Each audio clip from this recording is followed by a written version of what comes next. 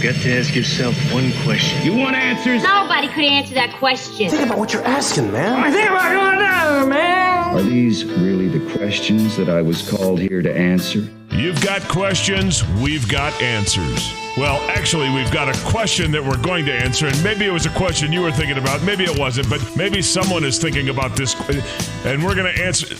Never mind. And now, Feel Dumb for Asking with Ronnie and Bo. Well, hey, you guys, welcome to Feel Dumb for Asking with Ronnie and Bo. This is kind of the inaugural episode. It's the start of a new season, Bo. Yeah. Right? Are you asking? I want to ask questions. I want to get answers to questions. But, I mean, that's kind of the heart behind this thing, because we had plenty of fun doing the Ronnie and Bo show. Yeah. Just us. And we just messed around. And it wasn't serious enough. Not for you. But for I think for a lot of people, they need a mixture. I do too. And I'm kind of hoping this will be a mixture of stuff that will maybe put a smile on your face. Well, I'm excited about this. I'm excited about this because we're going to ask questions. Right. And we're going to ask questions that maybe some people are afraid to ask. Yeah. Want to ask but are intimidated. Yeah. Some people who never thought to ask the question. Right. You know, and a question that might be on everybody's mind.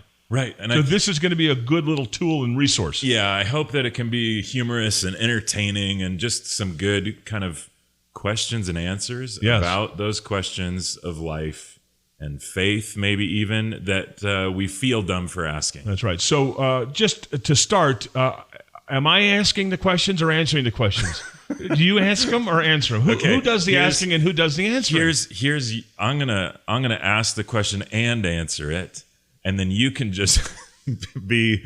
I'm getting anxious. I'm thinking of back on my high school exams. Am I going to pass the test if you ask these questions? You're already asking questions, so maybe I did. Yeah, you have to just freeform it. Okay, all right. We'll freeform it. Just go with it. All right. So what we're going to do, we're going to ask a question each episode. That episode will be dedicated to answering that question, and when we dialogue it.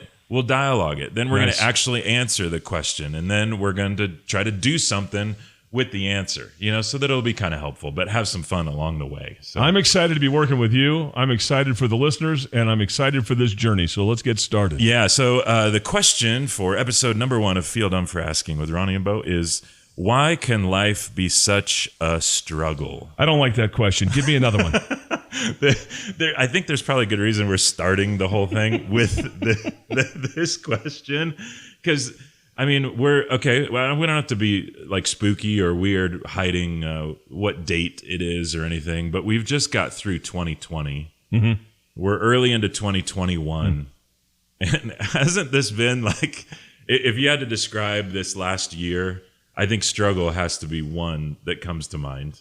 When I hear that question, why can life be such a struggle? You can look at it from many perspectives. Yeah. You can look at it through the COVID stuff. Yeah. Kids not going to school. Right.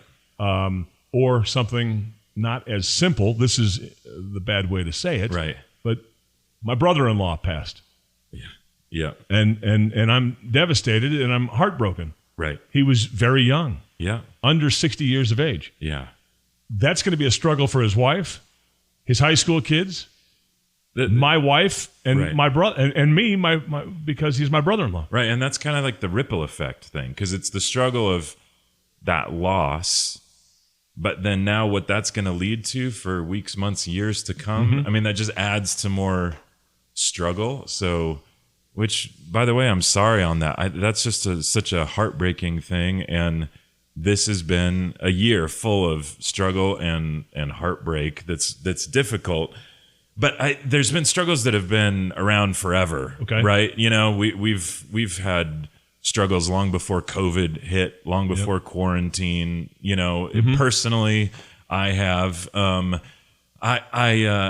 don't like wrapping up hoses. That's a struggle for you. That's a struggle. Or how about the extension cord between your finger and your thumb and around your elbow? Wrapping it like that. That's good. Huh? Yeah, that's a tough one. Those are struggles. Yeah, I can't stand when you get that hose where you get it to the last and then it kinks in the figure 8 instead of the circle. That drives me That drives me nuts. I agree. I can't stand that. And that happens to everybody. Oh, it does. Yeah. And that's the type of stuff that my wife knows. Like, I just won't rap it anymore. Just lose it. It drives me nuts. And then lately, because at church, so these things existed before, but now everybody's being forced to use them. When we take communion at church, Sure. normally they'd pass the plate with the crackers, pass the plate with the juice. But now, I mean, that's not the best thing for health and whatnot. But before they passed the plate with the crackers and the juice, they just had a jug, and everybody took a sip out of the same jug. Talk about a struggle. Exactly. You wanted to line up behind the right person for that. That's right. So now, I call it Mick Communion because not to be irreverent, but they're little. It's a little shot glass of juice sealed, and then the little wafer is sealed to the top of that. Okay. And now it just happened just yesterday in church. Everybody walks up and they grab their hermetically sealed, body and blood of Christ, and then you watch people trying to have this very deep spiritual moment on the verge of cursing because they can't peel that silly lid off the top. And 10% of the folks put it in their mouth not knowing it's sealed. Yeah, exactly. I can't taste it. Is it hitting the back of it to get it out, Exactly. Not realizing there's a small little film on top. Right, yeah. And then you get that film, and if you're not a church person, you'll have no idea about this. But if you are, you know exactly what I'm talking about. Because now they don't use a cracker. I swear, Bo, it's like a piece of styrofoam is what it tastes like. I'm sure it's edible. But it's not a single like oyster style cracker. No, it's just a chunk of something. Yeah, it's not something that you enjoy eating. So you just kind of slide that thing on. It skids to a stop on your tongue, and then you go back to work trying to get the next layer into the juice. And so that's such a hassle and a struggle. And then masks. Have you been masked up for the most part? Tough. That's tough. Singing in church with a mask. Yeah. And I guess from your point of view, yeah, when you're on stage teaching, you can't get much of a reaction, right? Yeah. So at first, when we were under the quarantine, a lot of the first couple months were just online. So then all the people went away, and then you're just teaching to a camera, and then that's difficult. Then when people came back, I thought, oh, this will be good because everybody's back. But then when they were back, they're all masked, so you only see their eyes, and so you couldn't get a sense of whether you were, connecting or not. But I'm tired of the mask thing. We've been pretty good about it. We've been pretty good about masking up when we, go out. And Prescott, I'd say, is a little more lax on it than a lot of, bigger cities. But but then there's a girl that works, sweet girl, I'm sure. But she works at the Taco Bell in town here. And if you had trouble understanding the drive-through workers over the speaker before, now they've got a mask on and the face shield and so they already are, can I help her? And now it's covered with the mask and the field, and I can hardly understand what she's saying. So you just have to listen for the rhythms of, what you're looking for. But then sometimes they have the order right on the screen. Yeah. Correct on the screen, and sometimes they don't. And then you just get to the point where listening through the gargleness and whether the screen is right or wrong, you just default to, I'll settle this in person when I get to the window. Right. We'll worry about it when I get there. Yeah, which throws them off entirely. Yeah. Well, and then you just did a pretty major remodel on the You want house? to talk about struggles. Yeah, so that's, and that's not a medical struggle. Right. That's not I was going to say that's not a financial struggle. Right. That's not a philosophical struggle. Right, That's not you have to coordinate people. You got to get the flooring guy in before you get the wall guy in, and you got to get the cabinets in before the flooring guy. And there's some, what do you call that when you're working on timelines and stuff? You're just kind of organizing all the scheduling and all that stuff. Yeah. And so that can be and then you're living in a house with dust if you're doing it while you live there, that kind of stuff. So those are struggles, but then you have to put things in perspective, right? Right. And that is kind of the thing, because last week we just moved my grandmother into a memory care facility. Yeah.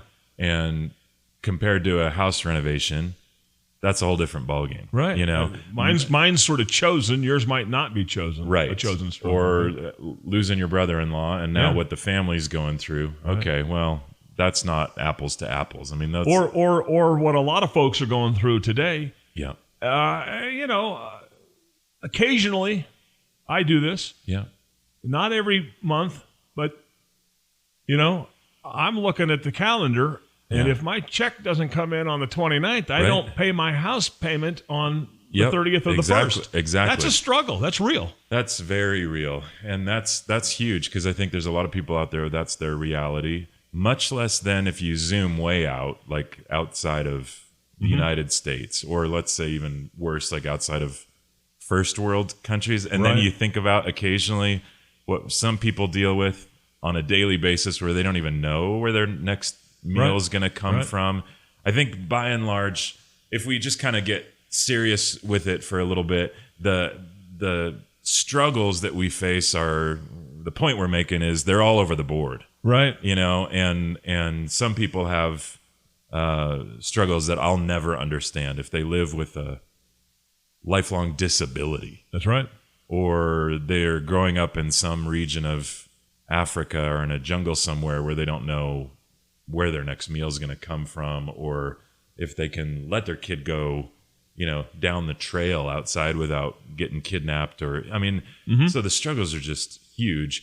But then there's a lot of internal struggles. That's true too. And I know in my journey, even as a pastor and a dad and a husband and a friend, I'm always looking to Jesus to try to give me help, and he's kind of the one I'm modeling my life after.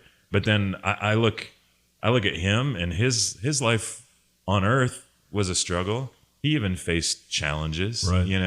And so all I know is like struggle is very much like a part of life, whoever you are. I listen to a ton of podcasts, Rob Lowe's podcast and Conan O'Brien's podcast and Mark Maron's and here's celebrity people who have more money than we'll ever have. Right. And they've got fame, and they've got stuff that from the outside is stuff that everybody wants.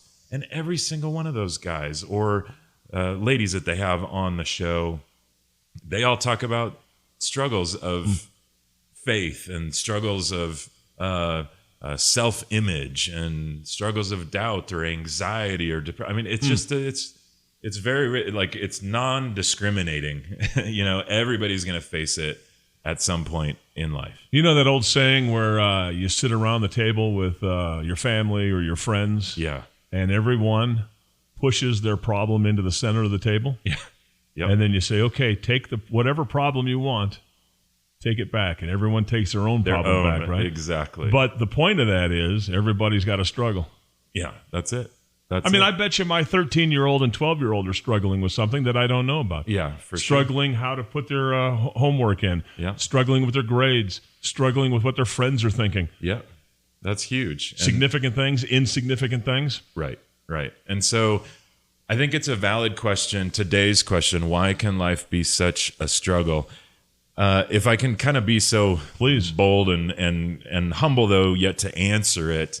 And I don't think we want to belabor a lot of the answers here, because a lot of these questions that we're going to pose over the next months, you could write a whole book on answering any one of these questions. Right. And so we're just going to try to keep it simple, but try to give some answer. Okay. And so why can life be such a struggle? I'll give you 3 things. Number 1, our world is broken. Number 2, we've got free choice to do what we want. That can get in our way a lot of times, can it? Yep. And number 3, there's an enemy who wants to keep it that way, broken and messed up.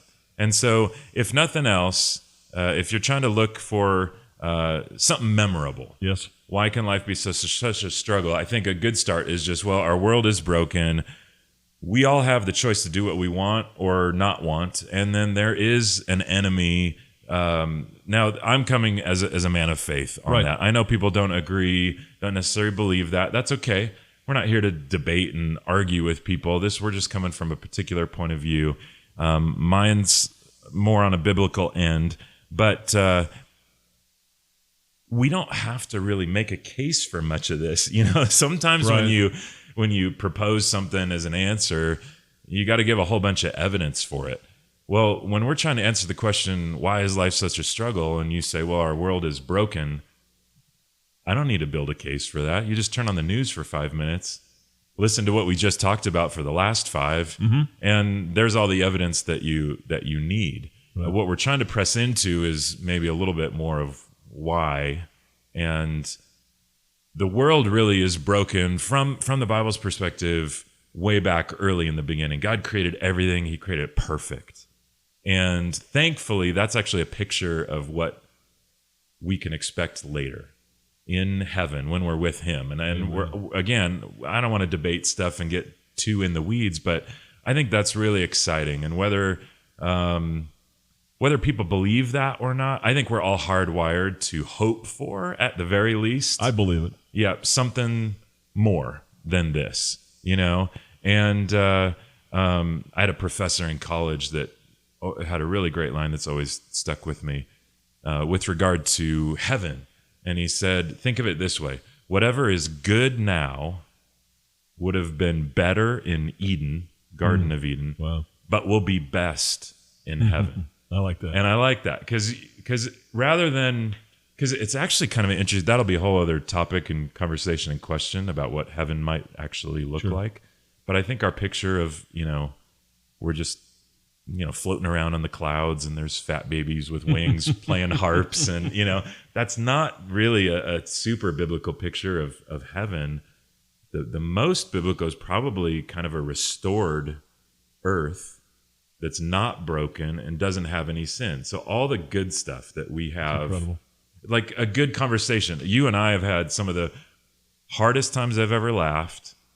Some of the times I've felt most like I had a friend. And some of the best times as even our families have been around meals or just us together. Our beach trip last fall or whatever, know.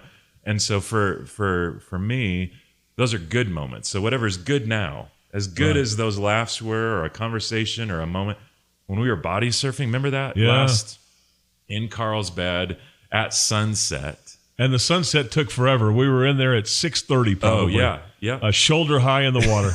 And it was the most glorious thing I've been a part of in a very long time. Yep. And we turned to each other because we were both out there chest deep in the water, and we go, it doesn't get better than this, And I think you're right. It doesn't. But the point is, back in the Garden of Eden, pre-sin, that moment would have been even better. Yeah. Because there's no brokenness in the world. Right. And as good as that moment would have been if we could go back to Eden and be in the ocean in that particular moment, multiply that times 1 billion, and maybe we're getting a taste of what heaven's going to be like. So that's a little bit beside the point, but the reality is the world's broken, and it's broken because of sin, because people just chose to go their own direction rather than go God's direction. We don't need to go more complicated than that. And when we go our own direction, that's kind of the second point. We've all got our free will. We got free choice to do whatever we want. And God's way is always better, but our hardwiring, the magnetic pull for all of us is just to go our own direction. And when you think about it, it's not just our own direction that gets in the way. Sometimes it's other people, coming through the intersection that cause the problem, Yeah, that's true. I was thinking we get in our own way. We do. And we step in it a lot. And that's for sure. And you know what I'm reminded when you're talking like that? Yeah. You get drama and you have a bad day. Yeah. And then that builds onto something else. Yeah. And for me, and I'm sure for other people, when you have those series of events, that's when, and it takes some time, but that's when I stop. And I say, I think it's time to pray. Yeah. Yeah. Right. And I notice when those events happen. Yeah. Hey, you know what? I haven't been praying the last couple of nights. Yeah. And you know what? I need to go back and get wrapped up a little bit and calm down and get a little sense of purpose again. Right. And that's a super good reminder, Bo, because that's stuff that, like, when you're in the middle of the struggle, sometimes it's a good opportunity to take a stock of what's going on in your life and whatnot. You know, I don't know why there is such a struggle in life. I'm not sure that it's so that we'll, get our heads back on right, but I know that can happen, and I think that's some good stuff can still happen in the middle of the struggle, Right. But we've each got our own free will, free choice to do whatever we want. So I don't need to listen to God. I don't need to do the right thing. And sometimes there's consequences for that. The other part is other people don't have to listen either. Right. They don't need to. And you just think about, now you start to think about just globally, like how much hurt and junk and war and terrorism and drama. Oh, man, you name it. It goes on just because. You were talking about global terrorism and war. I was talking about the water cooler at work. Exactly. Nancy in HR, I mean, she can stir it a lot sometimes. Exactly. No offense, Nancy. No, but and it's fair to say that, honestly, for Nancy's coworkers, that struggle that Nancy's causing is brutal. It's real, But again, back to what we were saying at the beginning of this episode, like, it's not all apples to apples. That's right. Somebody that's experienced loss because, they live in Kabul and Al Qaeda's just blown something up and they lost their kid. Okay, well, that's a different struggle, But that also exists, one, because the world's broken, but two, because God has given everybody, even terrorists, the free will to choose what they want to do with their life. And sometimes those choices that other people make hurt us, So sometimes if you think about like your own struggles, okay, if I'm a part of this system, this world, the way stuff is, that's just broken. Okay, well, I know there's going to be a constant struggle of some point. Then I add to it that I've got free choice and I don't always do the right thing and that I screwed up myself or that moment. And then somebody else has free choice and they have hurt me. Now we're just complicated. So we start to at least get to a little bit of like kind of the blessing and the curse of free will and free choice, because that's big. And I think a lot of the struggles come from the fact that we don't always want to do the right thing. We kind of want to look out for number one. Yeah. And if it hurts somebody else, well, too bad. And there's a lot of struggle that comes that way. And then there's variant levels of that, right? Oh, for sure.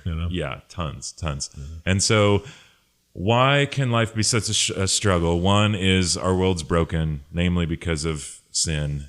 And that really is disobedience. That's really just because we want to go our own direction. It's complicated by the fact that we've got free will to do what we want. God doesn't force people to follow him. Otherwise, we'd just be robots. That's actually a huge blessing. I love God for that. At the same time, that's because people, they go to want to blame God and they, and I get that. There's been times where I go, gosh, God, if you're so good, then why don't you just stop all this struggle? Right. But back to the heaven thing, he's going to. Right. And he's a big plan of him stopping the struggle is showing us a whole different, better way to live so that we don't cause more struggle for ourselves or the people around us. But then there's this enemy, and we don't need to belabor this one, but there's an enemy who wants to keep everything broken. He's all about the struggle, and that's a big deal. Again, not to get into the weeds, on too deep of a thing theologically or otherwise, but the Bible talks about the devil, about Satan, and his forces. There's forces at work that just want a lot of the hurt and a lot of the struggle just to continue. And that's all he wants for me and you. Jesus said in John 10:10, he said, Jesus said, I have come that you might have life and life to the full. And that's a good thing. I'm glad for that. But right before that, he said that the enemy, the thief, comes to steal and kill and destroy. And that's the difference. The enemy just wants to jack everything up, keep the struggle constant, and Jesus wants to fix that, do something about it. Nice. There's one quick verse in Romans chapter 7 that I think is really cool. I'll just share that, and then we'll talk about maybe what just we could do with some of this. Okay. So Romans chapter 7, verse 15, and this is one of those verses that I'm so thankful is actually in the Bible.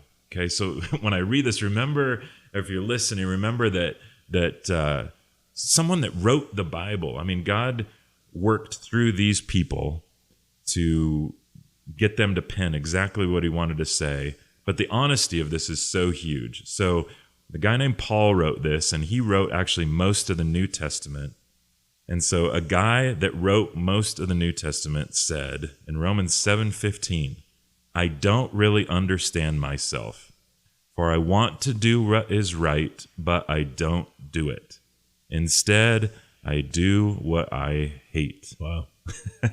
And I mean, have we Can't all get had out of those? your own way. Yeah, exactly. And so we've all had those moments. Yes. And when a person like that bumps up against another person like that, then the struggle's just compounded, right? You know? And so that's just kind of a good thing to keep in mind, maybe. You're not alone. You're not alone in it. And if people throughout history have struggled, okay, unfortunately, welcome to the human experience.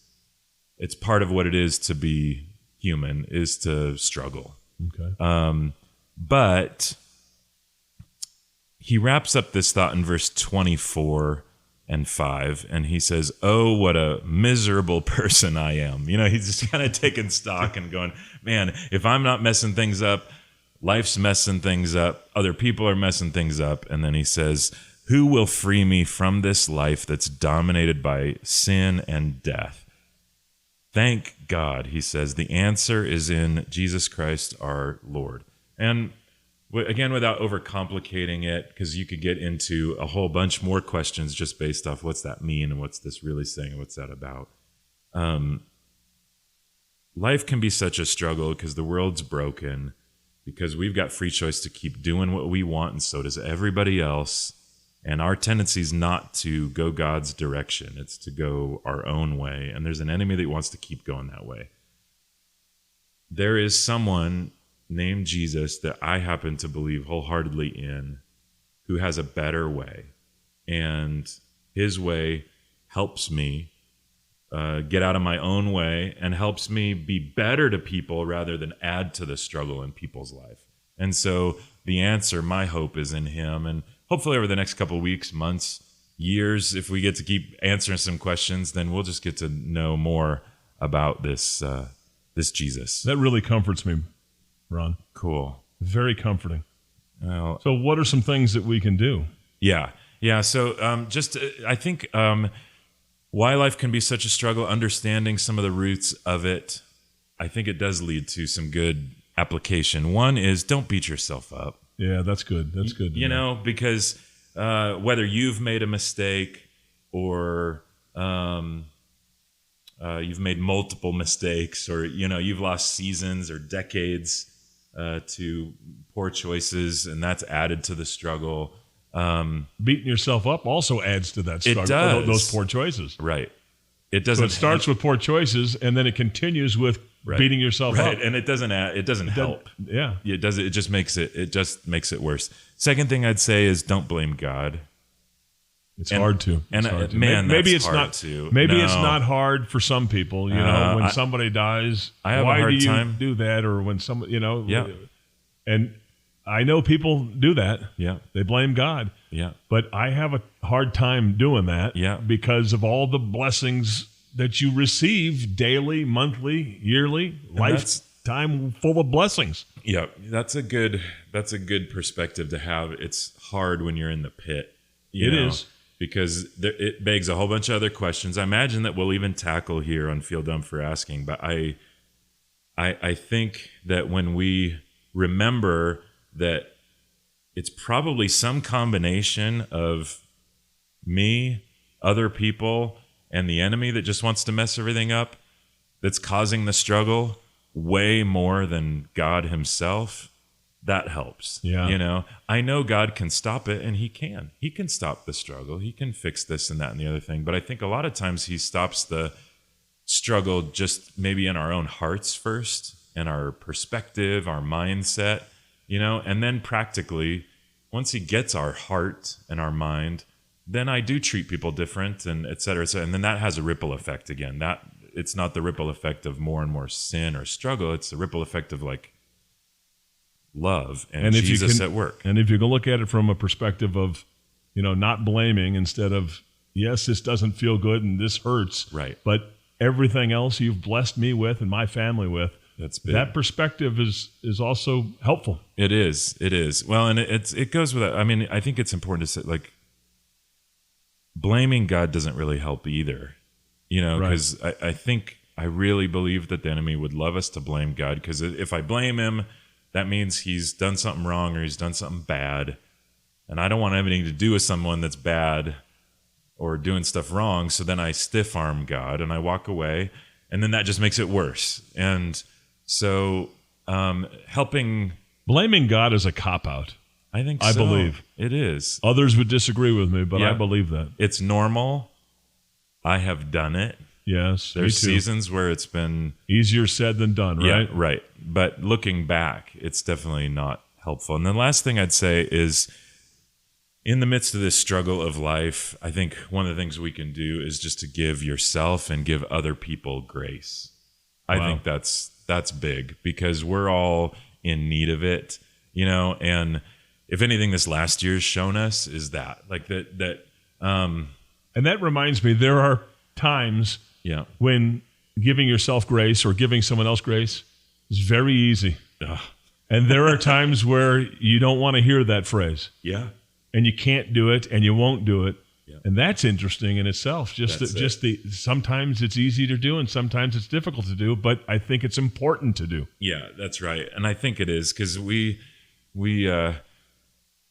I think we give other people grace maybe more than we give ourselves grace, if you think about it. And again, everybody's different, but I find myself, you know, being pretty gracious with people around me, you know, and sometimes not as much as I'd like, but man, I have a hard time giving myself grace in a particular moment.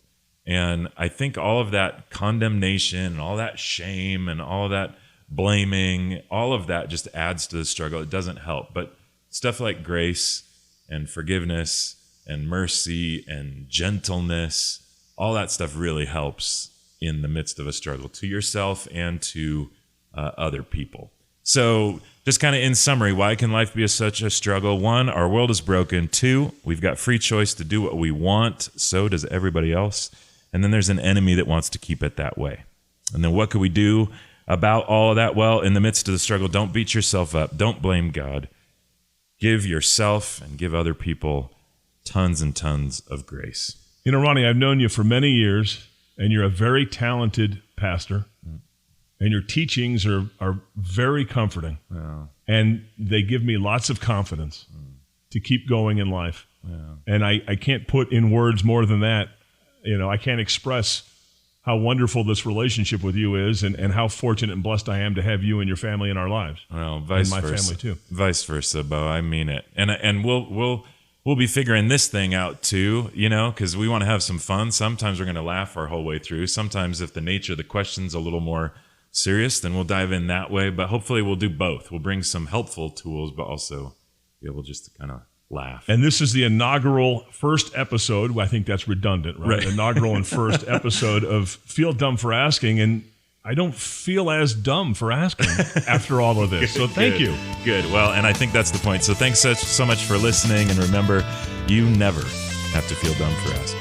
Thanks for listening to Feel Dumb for Asking with Ronnie and Bo. Available on your favorite podcast provider. Please connect with Ronnie and Bo on Facebook, Instagram, Twitter, and RonnieandBoShow.com. Send comments to RonnieandBoShow@gmail.com.